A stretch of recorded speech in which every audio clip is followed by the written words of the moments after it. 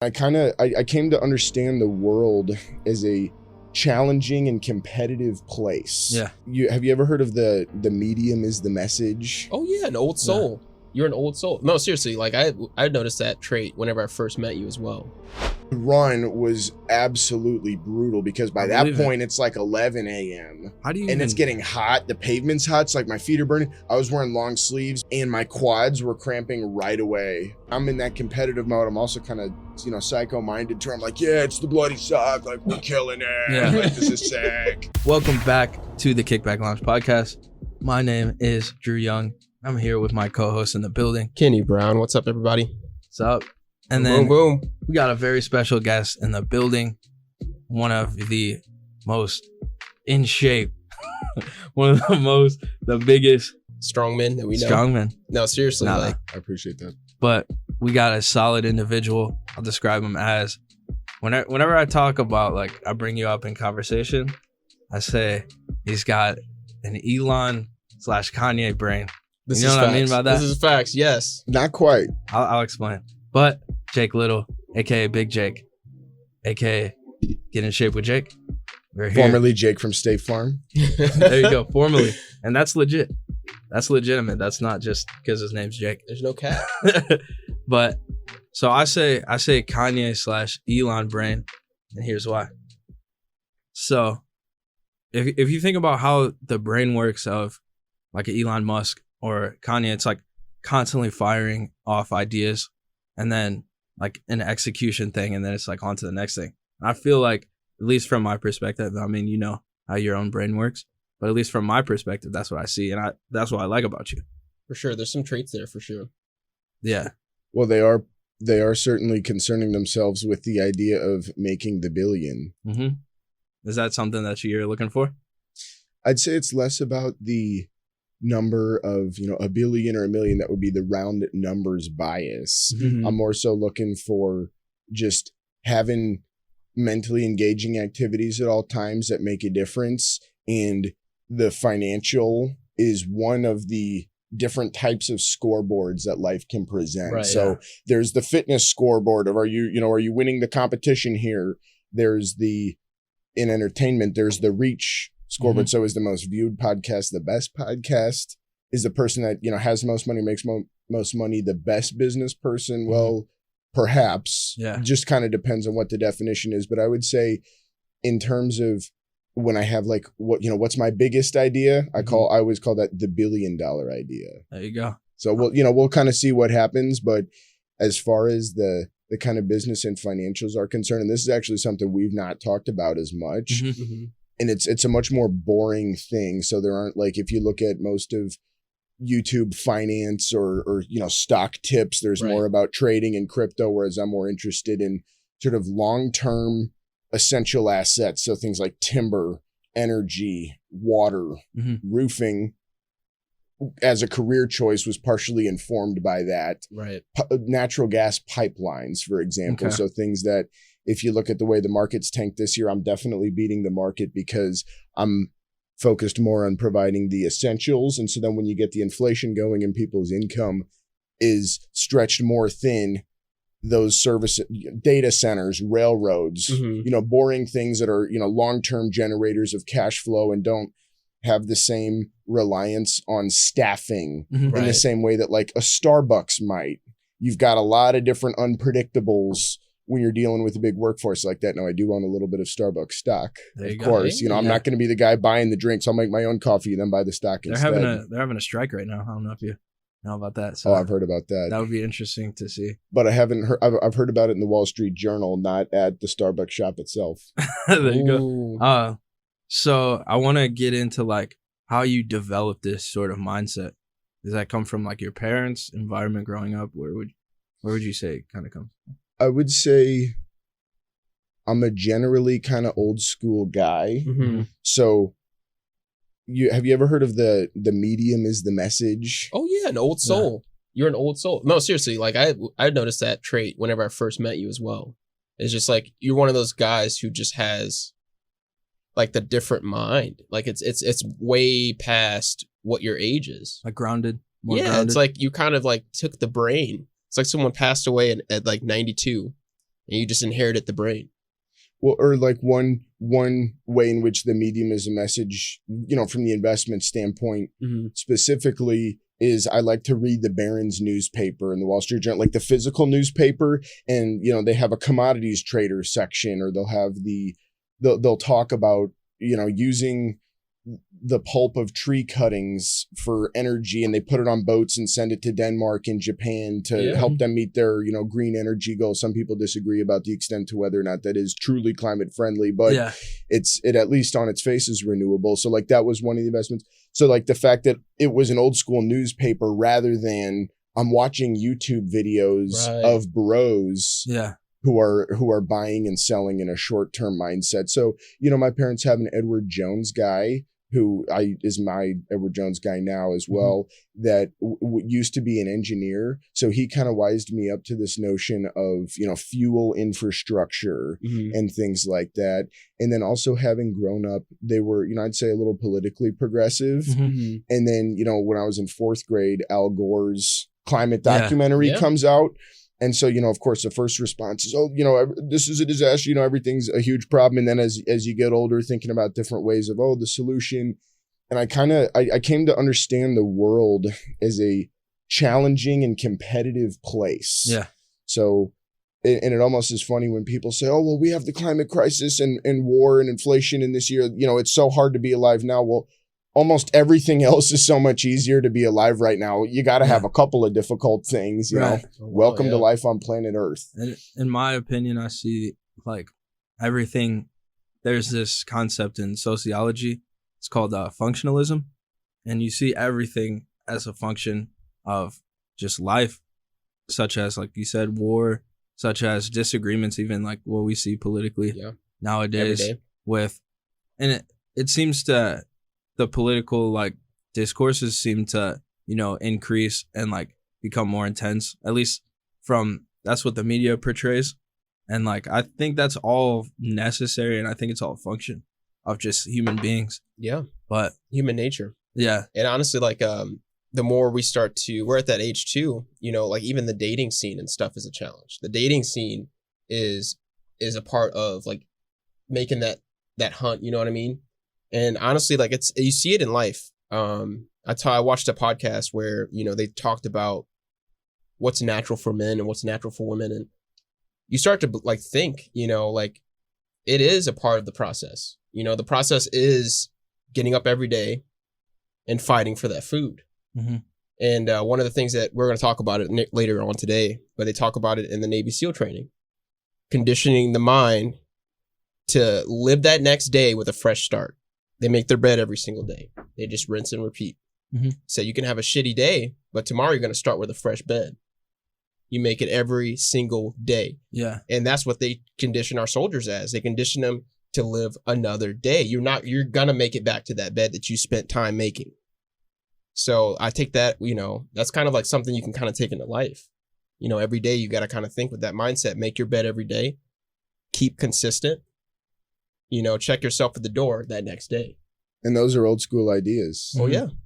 There was a philosophy professor I had who I had told him about a book I was reading. It was by George Lakoff, and he would talk about conceptual metaphor theory, where political conservatives, viewed the nation as a family, with the government as being more of like a strict father that has more like punishments and less nurturing, whereas the more left-leaning side would be as the government is a more nurturant mother, and we'll be more welcoming to immigrants as if it were like the neighbor's kids. Yeah. And when I told him about this, he said, oh, well, that's just a cheap remake of the ideas of Friedrich Nietzsche. Yeah. So the idea that there aren't, or, like with movies, for example, how it seems everything is a remake, or there's only a couple true plots and now there are new ones over and over again. So the one specifically that was influential to me in high school, where there was a teacher, an old guy named Sidney Chase, sort of a New York lawyer. He'd say, Jake, you've got a good mind. You need to read Aristotle. Yeah. And so he gave me this lecture series about Aristotle. And one of the early philosophical questions is, what is the good life? What does a good life look like? Mm-hmm. And he would talk about how it is the mean between excess and deficiency with regard to an action or emotion. And if you look down the list, so actually on my birthday invitations last year, which you guys totally would have been invited had I known you at the time. Yeah. But I put we had about 20 guys with sushi for everybody. All you can eat, the most sushi ever ordered in South County right after the bodybuilding show. And I skydived the morning of too. So skydive and then the big sushi thing. So at least you didn't get the sushi before you skydived. You know, that would have been quite something. That would have been quite something. I was a mess after that show. But and I should have brought the chart, but you'll have, bravery, for example, if someone has an excess, they would be considered foolhardy and taking unwise risks. Mm-hmm. Whereas if there's a deficiency, they're wimpish and shy. Yeah. So then anger, you don't want to be passive, but you also don't want to be blowing up all the time. Right. You want to be assertive. With eating would be another one. So enjoyment, and that's a big one for fitness as well, because you can go in the direction of, you got to stick to your diet and you got to do things the right way all the time. The Jocko Willink, we do not miss workouts kind of mindset. But then there's some other Instagram channels where I'll look at them and it's like, man, I feel like this guy's whole channel is about how to get a meal at Wendy's for under 500 calories. And it's about enjoying your life, which is good. You need the whole spectrum because different things are going to speak to different people. Moderation. And in the Aristotle concept, so with enjoyment you can have too much overindulgence, and then if there's not enough, the word isn't quite coming to me right now, but I think insensible. If someone can't enjoy themselves, it's insensible. And that people he doesn't say that in the abstract these seem to me to be the best ways of doing it, and that is therefore what's most ethical, but he would say what I have noticed is in general people respond best to this, or the mean between excess and deficiency seems to go the best and be the most well respected in areas. And if you think about it, like let's say that you're going really hard in some specific endeavor and your family members may be concerned. They're like, oh, he's staying up super late, or he's running too many miles and things like that. They could be equally concerned if you're doing nothing. Yeah. I mean, it's definitely to think about. It's definitely a different type of feeling. Like, as I feel, if your family can see that you're working towards a goal, I mean, that's how it was for me. If you're working towards a goal, that would be more acceptable. Of like, if say like you're staying up late or you're like running all the time, they'll appreciate it more if there's like a goal in there, Right. Would you say you ever had like an awakening of the mind, or has that been like a gradual process, would you say? Or is there like a moment where you're like, okay, my view has changed, like even as a man or just a person?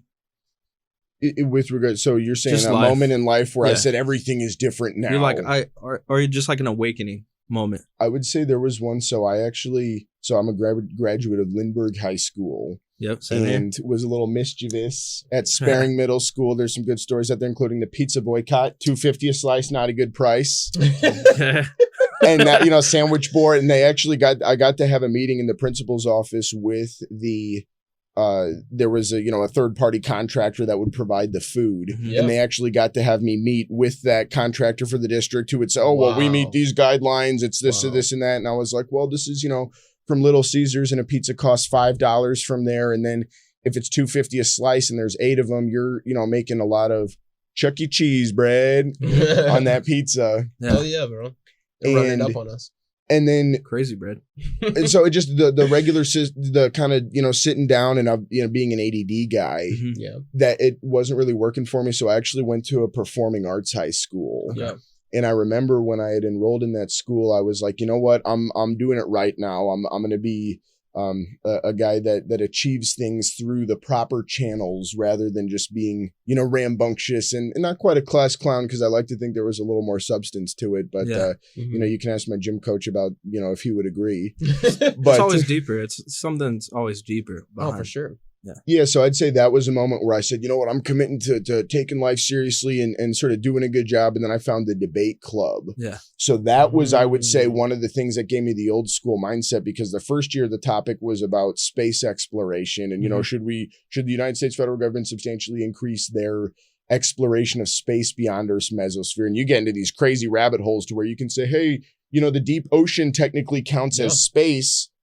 Well, is it beyond the mesosphere? Well, yes, because it's below. What do you mean beyond? Yeah. And then the next year there was the transportation topic. So I would talk about bicycle infrastructure, or, there was, should we build high-speed rail?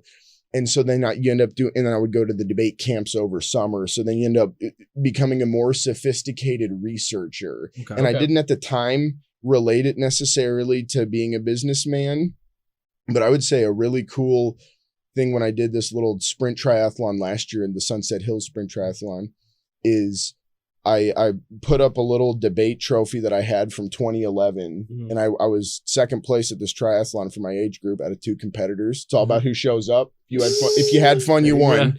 Yeah. And so I saw participation. And 2011, 2012, that was when I was in debates talking about bicycle infrastructure. Yeah. But then 2021, when I'm doing the triathlon, is when I'm out there actually riding the bicycle. So it was a 10-year journey from talk to action. Yeah.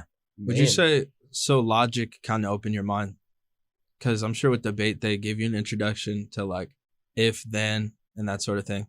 Yes. And also the idea of looking forward, 30 years and 50 years. Okay. Or even the idea of, okay, I'm positing right now that I have the decision of whether or not this, big decision gets made, and just kind of becoming a reader, because what is primarily put in front of you as a child is fiction.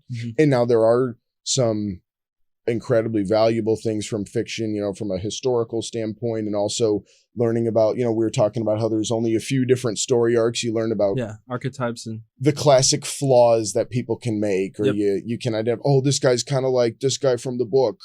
And so they have shown that people, and my sister, she actually she was the leading reader at the elementary school. They'd have the AR points. You log in and take the test. She's, the kind of person that would be able to read the Harry Potter series twice. Yeah. Like when people say, oh yeah, I reread the Harry Potter series. I'm like, what are you talking about? Yeah.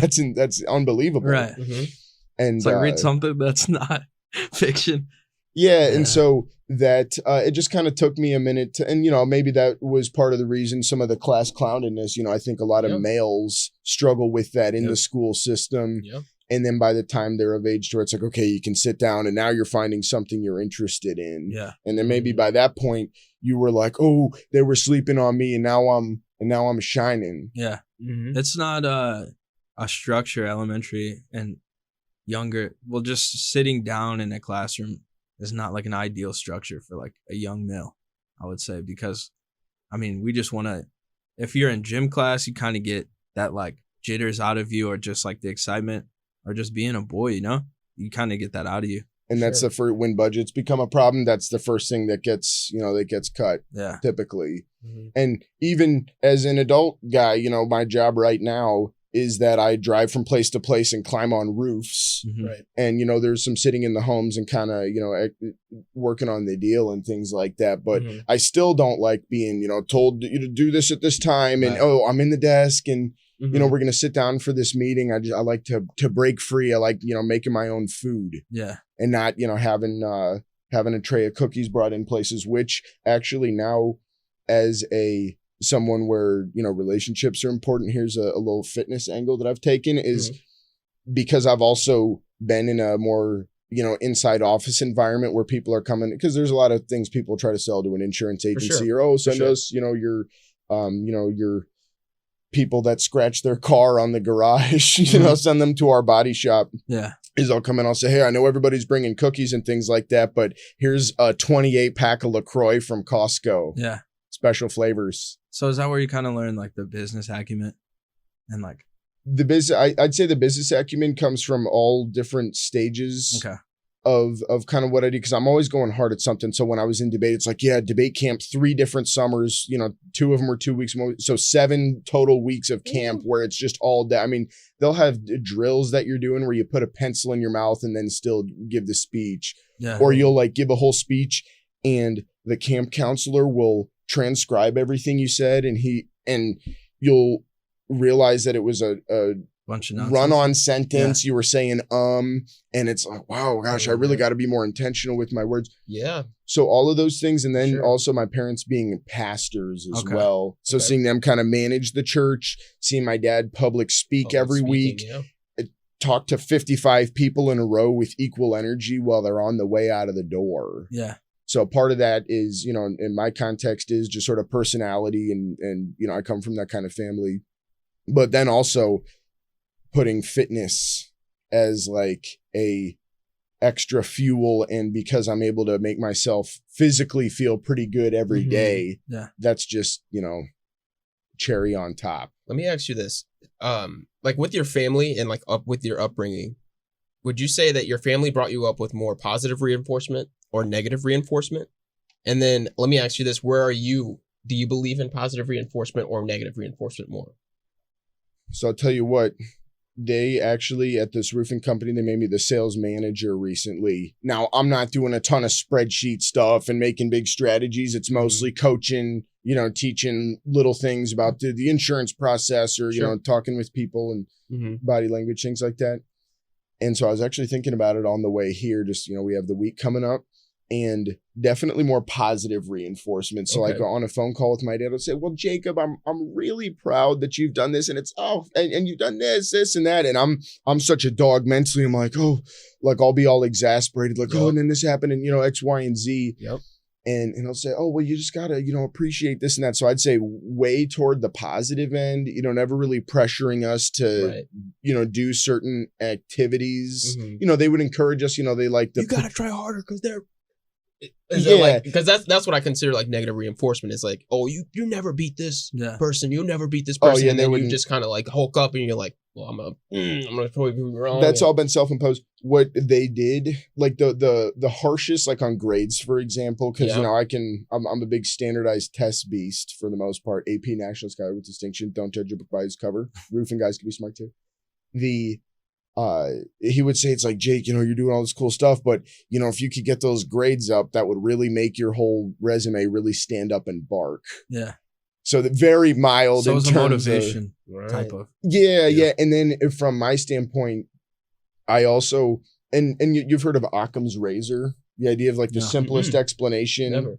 is usually the right I've one. heard So that, yeah. it can be an argument against conspiracy theories, for example. So it's, well, you're saying that, you know, 50 people had kept this all under wraps. The Occam's razor that I kind of applied to it is I said, well, positive reinforcement is the simplest way to do the leadership, and it will get you into the fewest problems because then there's no ambiguity about like, oh man, did I rattle that guy's cage too much? Oh, yeah. And I did work in an environment once where, you know, a sales environment where the guy Yeah. was super like, oh, come on, man. Like, I work in management. Yeah. What I did you- understand that one? they for said, sure. what did you say next? Well, how did that go? Yeah. And I'm just sitting there and then I'm taking it super personal and I'm like, oh, he's saying I'm not a closer. Like he doesn't, you know, he's talking to Jake from State Farm like that. And, you know, Yeah. I truly did wear the khakis, I can tell you. That's 48 laws of power. You never want to make an enemy out of the wrong person, you know? So that's why it's important to like Yeah. positive reinforcement. With leadership, I would say it's important to figure out who you're dealing with, For like sure. under, For how, sure. how you can motivate them. I mean, you can attest to that. For sure. Knowing the personnel is kind of like the biggest thing. Who's going to respond to negative reinforcement? Who's going to respond to positive reinforcement? Mhm. And how do they respond? That's the biggest thing I've learned in management is like, because yeah, you can give one person positive reinforcement all you want, you know, but if they're like, you know, Yeah. eh, I'd say you know, you're doing a really good job. Okay, thank you. Yeah. And it's like, you know, it's not hitting home for them. Hmm. But if you're drilling it into them like, hey, like, what do you think you could be better at today? Oh, well, maybe I could be better at, you know, they put the phone away. Maybe I could be better at, you know, this such. Okay, well, let's try to see if we can execute that tomorrow. Let's see if you can beat yourself today, tomorrow. That is kind of a form of negative reinforcement, in my opinion, Mhm. because you're not giving them a win. Right. You're making them work for the win.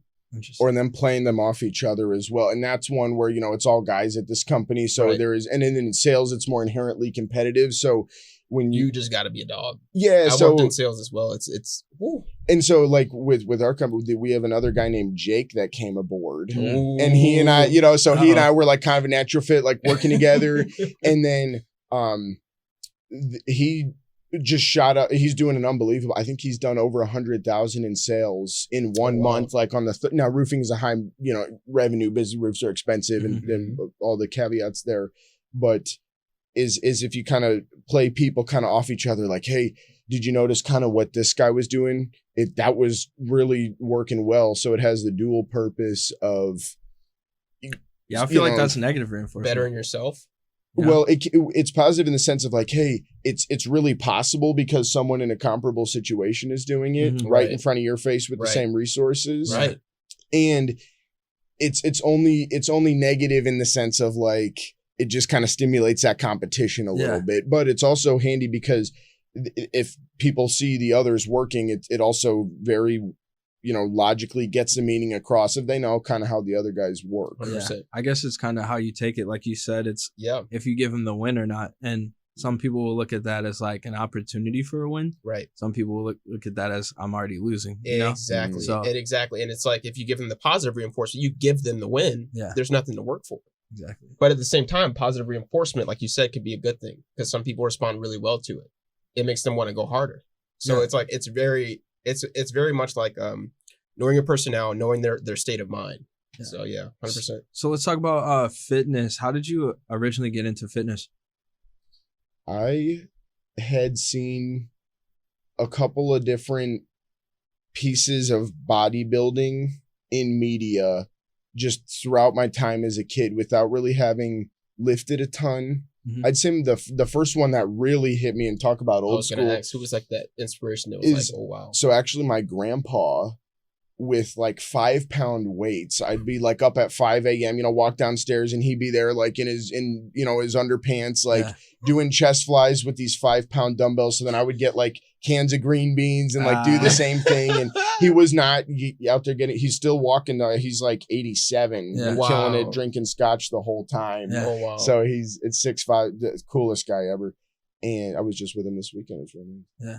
And he would just do it every morning. There was some back surgery that he ended up having a few years ago, but he was able to put that off for like 25 years because he did the exercises every single day. So that was kind of an early one from the actually doing the exercise, like the sort of rubber hits the road. And then sort of, seeing little Arnold Schwarzenegger things, or even, the movie 50 First Dates. Yeah. The girl's brother. The brother with the backwards cap? No. Yeah. No. And it's satirical because like he's portrayed as like a total loser, or even in the Goonies. Yeah. You know how the guy has the spring pull? He's got the headband. And, there wasn't like, it's not like a football family. Like that would be the one thing my parents definitely were not interested in, having me do like football and stuff like that. They love like, drama and like playing the cello and things like that. Yeah. But whenever I would see it, I'd be like, what is it? Like, I want to do that. And I would like draw or like I asked Santa for some weights at the dad's breakfast in second grade. I was like, I want a couple of 50-pounders. Yeah. Oh my God. And then in high school, I was in what really precipitated me starting to get after it. My dad had showed me some of the machines at the YMCA, which I think machines are a good start for beginners. And because even if you are ego lifting, it doesn't present the same hazards as the free weights can. I've seen some bad ones. But I was in this one act play, and it was a student written one. So they had written in a sort of bro-y character that would like wear a sideways visor. And then I was like, oh, well, if I'm going to wear a tank on stage, I gotta have the bro tank diet.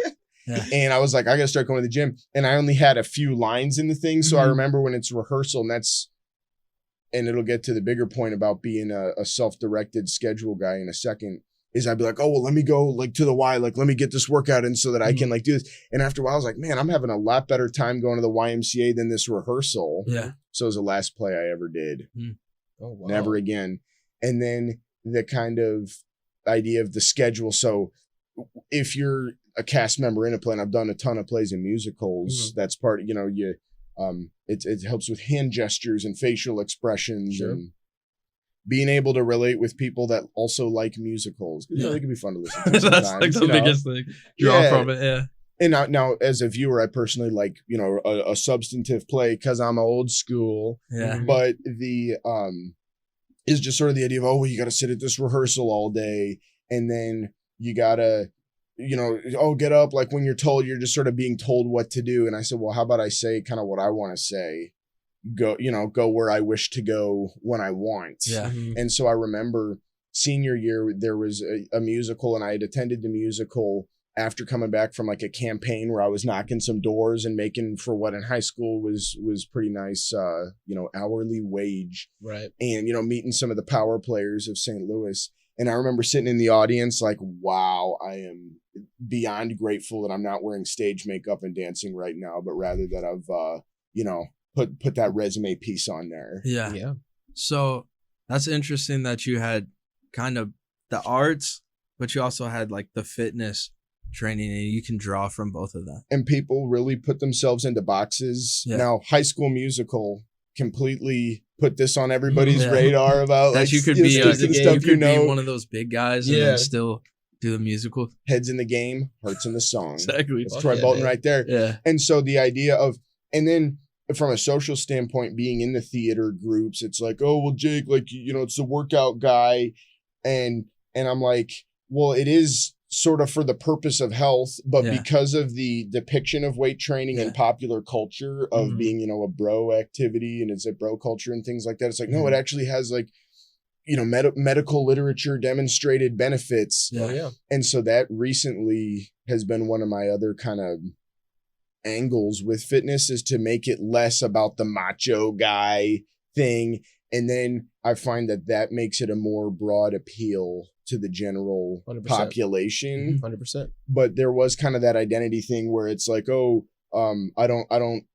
feel kind of judged in a way, stigmatized a little bit for being into this when the group isn't necessarily into that. And so I think with because you can call it hitting the weights, or like, oh yeah, like hitting the bench or getting a workout in or doing arms. But if people thought about it more logically as resistance training, I think there are large swaths of the population that exclude themselves from it based off their assumptions of what other people are like who do it. Yeah.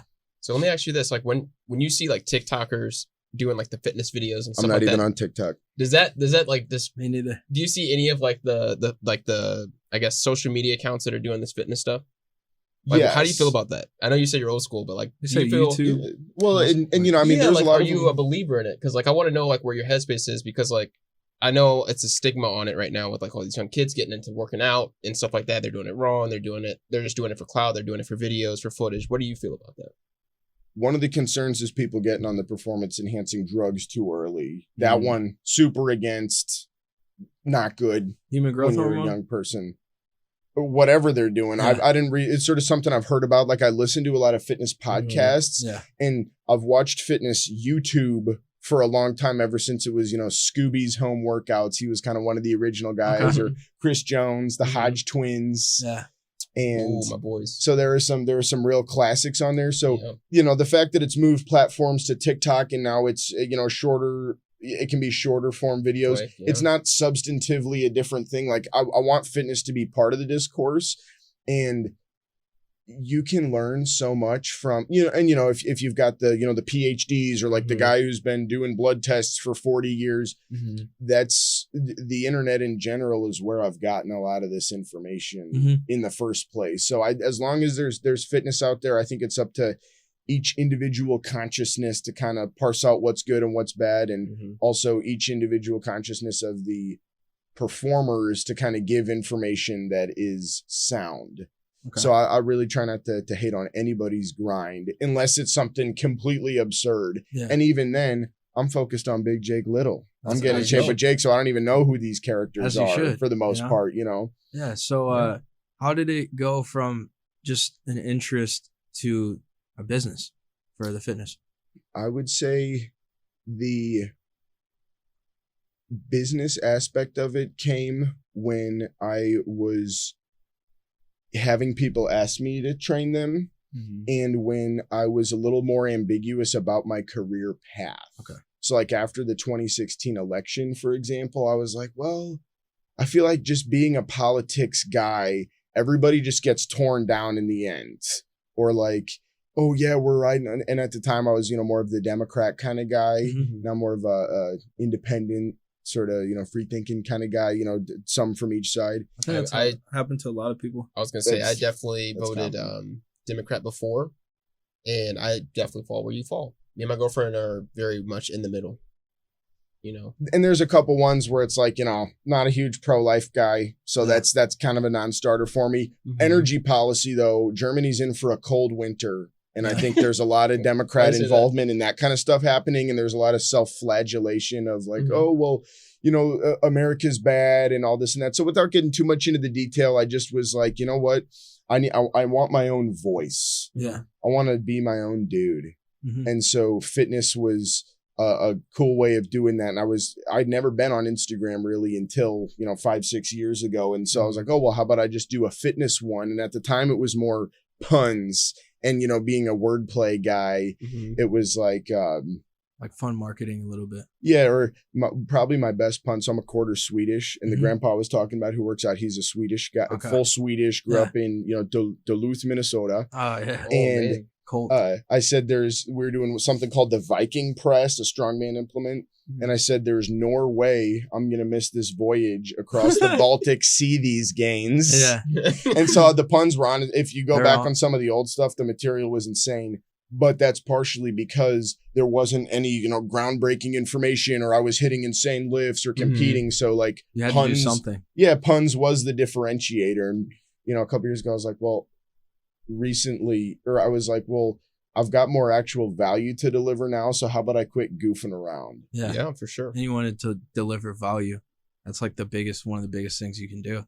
Yeah. And there haven't been, I've worked with a decent amount of athletes. I'm not really that, and it's interesting because, I like running up getting the overall success in business, but with the fitness, I really have kept it more of like a kind of a relationships and figuring out what works thing rather than really charging people a lot. So throughout the time doing it, like when I was starting out, like in 2017, I was lifeguarding for a while. Then I was a legislative assistant in the state capital of Missouri for a spring. And then I went out to New Mexico for 2 different summers, did some busing at an Italian place. So I learned a little bit about fine dining and assembling outfits like this one. That's definitely interesting. So if you had to do one thing, like you had to focus all of your mental strength on one thing, what would it be in terms of like career path? So earlier when I alluded to the $1 billion idea, I didn't even tell you what the current one is. And it would probably be that, because there's a lot of different people that can teach you how to get in shape and how to get, there's not one specific. Now I've got a nice combination of a lot of different approaches, but I don't view my messages as being absolutely my one thing in life to where I would put the true $1 billion idea aside. Big Jake's Better Beef Pasture. So I've wanted to invest in land at some point. And I sat on a plane once with an accountant who was working with a company that was developing solar technology that would tilt the panels along with the sun throughout the day. Interesting. And that's evidently now is like a common thing. Or, like I'm in a private investment of this thing called Graze Mowers. It's an autonomous solar powered mower. And they did a capital raise in 2020. So I threw 1,000 in as a moonshot, like, oh, maybe this is like the next big thing. I called myself at the time the Great Green Industrialist because I want to do something for the environment, but something that isn't just protesting and petitioning the government, because that's not the hardest thing to do. Now, if you're doing like full legislation and all that, but I said, there's already plenty of people doing that too, but there's not many people that want to own their own power plant. And so Big Jake's Better Beef Pasture, you have, because I'm also passionate about making sure that people can get good ruminant animals for meat. So I'm very much a fan of, beef and lamb, things that have 4 stomachs, basically. Just don't eat a giraffe. They're a ruminant as well, but I wouldn't go there. But basically is to have a bunch of solar panels have the animals grazing. And then the other night I was going to a dinner at the Allergy Foundation, and I was like, oh, I'm going to be talking to some high rollers here, probably some scientists too. You know, I can talk about the idea. And I said, oh, how about we catch water as well? There'll be rainwater collection. And then I was also reading something about how there is a lot of construction like in the Sun Belt, so everybody's moving south to Atlanta and things like that. I think as the planet gets hot, St. Louis is going to be an awesome market because we have access to the water. One guy at this dinner said that it's cheaper for certain goods to send the products in on the 6 major railways into St. Louis, build it here and ship it out by barge to New York than it would be to just build it in New Jersey and ship it to New York. Wow. St. Louis, and this was on our, and then I was the podcast that was talking about the wood idea that I'm about to share had mentioned that there are some really overpriced markets in the US, you know, the Boise, Phoenix, California, New York. And my definition of overpriced is the extent to which the market value of the real estate has diverged from the actual cost to build it. Okay. So I find and this is something like with working in insurance, I had learned, because when you write an insurance policy on a house, it's not for how much is the house worth, but how much would it be to rebuild the house in its current state. So you have brick buildings that wouldn't sell for $100,000, but it would be $500,000 to build it like it was. So you got to get $500,000 of insurance. Luckily, bricks aren't as flammable and are as subject to the vinyl blowing off in the wind. So you can get a better price per dollar of replacement cost. But nonetheless, St. Louis is one of the most affordable real estate markets in the world. And thinking of, you know, tough conditions and long term, I'm like, you know what, a big city like this with access to water and that isn't going to be, you know, right up on the ocean, that sounds like a pretty safe bet. Yeah. And so at this, and then when they're doing all this building down south, they're getting a lot of their timber from Canada. So you've got extra overhead and labor to move the stuff. So I said, oh, well, we'll collect water and maybe have some timber farms as well. And then I'd have a place to hunt and get the ruminant animal variety known as deer. Yeah. Venison. If you have you ever been hunting? I have. I got 1 deer last year. 1 deer last year? Is that the first time you went or first time you got something? That was the first time I went, and we were crazy lucky because we got a double kill basically by 11 o'clock. So we were in 2 different groups, and then my coworker Gabe, he gets a deer, and they, I guess, weren't super wise to the idea of hunting. And so the deer that were near this one go back into the trees, and then you want to sit for a minute because there can be rigor mortis and you want to let it kind of have its few minutes. So we're just sitting there and they come back out, and we had 2 tags. And so I was like, oh, well, let's just get this other one. And I kind of had the nerves a little bit when I saw it, and it was about 100 yards. So instead of sitting down with the little stand, I just stand up and do a free shot. Yeah. From about 100 yards. Now, I will admit, it's what they call a Texas heart shot, which is where you hit it in the rump. Oh, really? And it's usually done by a rookie, you know, making not the perfect shot. So we did lose some of the meat there, and it was like a super old one. But the short answer is yes. At least you got some. What was that feeling like? I'll tell you what, I went to church the next day. It was not an ambiguous feeling about, you know, what had happened. What was crazy is the heart is huge. Oh, yeah. Because they're running like crazy. So like and you know, we're talking about the caffeine sensitivity. I'm also sensitive to like blood, weird textures and smells and things like that. So just that whole experience was pretty intense. Yeah. The meat's unbelievable. Very lean.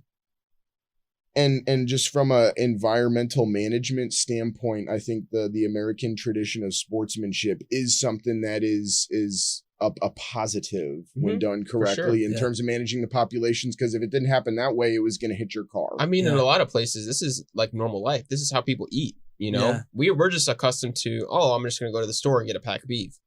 That argument's why not go out in your backyard and get the pack of, you know, so it's the same thing. I've been hunting the last 2 years. I got a deer. Really? So it's funny that you say the heart's pretty big because like that's where you want to hit it. So, yeah, I know exactly what you're talking about. When me personally, I think it's the same with like, we just went skydiving recently. I think it's the same sort of feeling where you kind of just got to shut off like your emotions in a way, or just kind of accept what's going to happen. With hunting, I hunt with my grandpa, and he's always taught me like the most ethical way to do it. What you just do everything the right way. And that's one way you can feel like you don't feel like you're taking advantage of, like you're just shooting like random, Mhm. you know, animals or anything. Because obviously we eat the meat as well. Right. And there's something about the process of hunting that it's like in our DNA, and it feels like you feel really connected to the earth. And if you ever seen shows like TV shows like Alone or any of the shows where they're out just like in the wilderness, Meat eaters. yeah, anything like that, when you actually get a kill Mhm. and you get the meat, it's like you get a Rewarding thing. very grateful feeling from it, Mhm. and like a lot of gratitude, because like you're appreciative of what you got. The process. But- And I saw that like they tell new hunters it's always good to let the prey come to you rather than you going to chase it. Yeah, I mean, the way I hunt deer is like we're in a deer stand, and it's on my grandpa's land, so Mhm. we kind of like know where the deer's gonna come from. And yeah, it's just like once you actually do get it. See, I like last year I hit it. The first deer I got, so that was 2 years ago, I shot like it was like kind of below the heart. Mhm. And that one was like a little younger. It like hopped up a little bit like after, and then slowly just died right there. Mhm. Which I feel like that kill was fine. Mhm. And you have to field dress it and everything. That was my first time doing it. It is quite something. Yeah, it smells bad, and like if you're not good with blood, it can be very very bad for you. Well, and even in the hunter education, they say to not talk in detail really about kind of what entails, because it can kind of give the wrong idea to, non-hunters and things like that. But Mhm.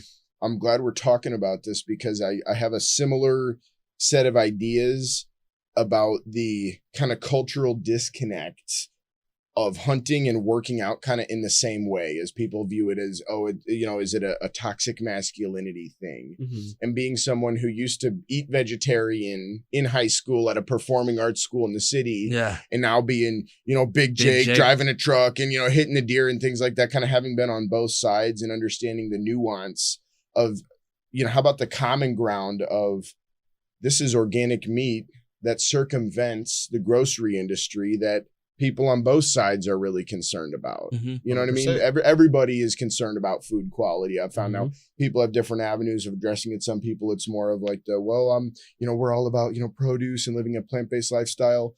Other folks are more of like, oh, well, it's, I'm more interested in meats and things like that. But it's not that they want to eat, sausages and burgers that are, processed. They deeply value the idea of it being, a organic process, and it's something that comes from the land and it's part of the ecosystem, or it's a few cows per acre that then fertilize the soil, and there's other animals that are there, rather than completely plowing the whole land and displacing a ton of animals, spraying all the glyphosate on the wheat Mhm. to then feed the cows. So even within the category of meat, you have how is it done? Yeah. And that's kind of why my sort of big idea of having this regenerative resource ranch. Mhm.